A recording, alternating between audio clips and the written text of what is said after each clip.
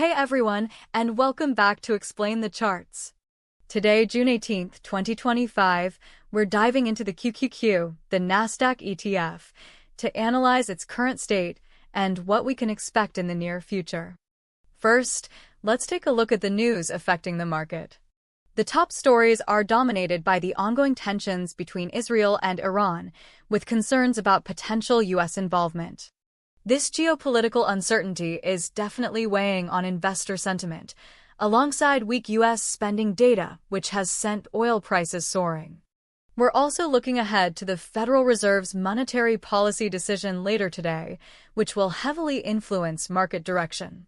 There's also some concern about First Solar stock diving nearly 18% due to Senate proposals about tax credit elimination for them, which will add to investor uncertainty. Now, let's move to the charts and see what they tell us. We're starting with the daily chart for QQQ, showcasing a broader perspective of the market's movements over the past several months. We can see a period of strong upward momentum, followed by some recent consolidation and volatility. The daily chart shows some choppy behavior, indicating investor indecision amidst the current news climate. Looking at the last few candles, we're seeing some resistance around the 535 level. If QQQ breaks above this resistance, it could signal a continuation of the upward trend. However, if it fails to break through, we might see a pullback to the 520 or even 510 levels. Now, let's switch to the 1-hour chart to get a clearer view of the more recent price action. This timeframe provides a more granular perspective on the intraday movements, enabling us to identify short-term trends and patterns. On the hourly chart, we can observe some significant volatility. Notice the range bound between approximately 527 and 533. The increased volatility may be linked to fears regarding Trump's tariffs and general trade war concerns. This 1-hour chart also shows us an even better view of a potential support, if it can even be considered that, around 527, or a possible resistance around 533. A confirmed break below 527 could signal a short-term bearish trend, whereas a break above 533 may open the door for more upward movement. Finally, let's zoom in on the 15-minute chart for a very short-term perspective and a closer look at some short-term trends. It also shows short-term support and resistance.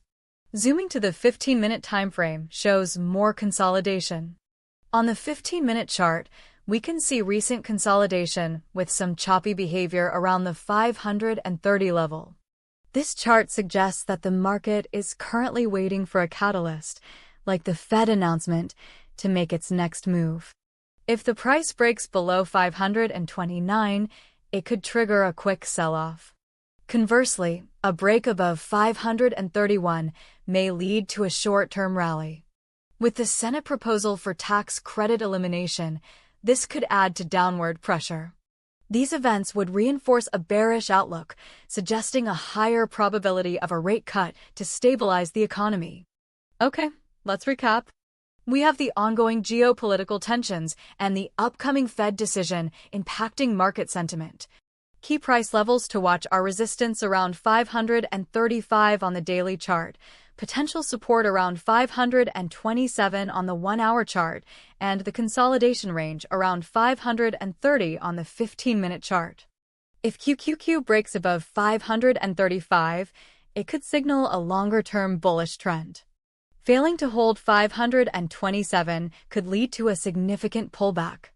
Keep an eye on those jobless claims too.